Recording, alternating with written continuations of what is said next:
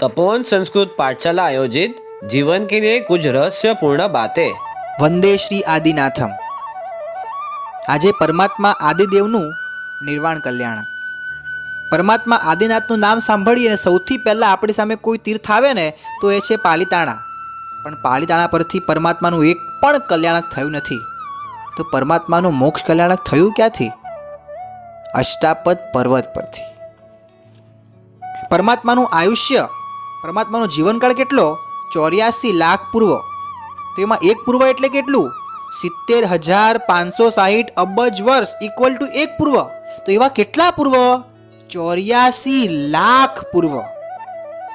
પરમાત્મા 83 લાખ પૂર્વ તો સંસારમાં જ રહ્યા અને 1 લાખ પૂર્વ વર્ષ બાકી રહ્યું ત્યારે પરમાત્માએ દીક્ષા લીધી અને દીક્ષા લીધાના 1000 વર્ષની અંદર પરમાત્માએ કેવળ જ્ઞાનની પ્રાપ્તિ કરી।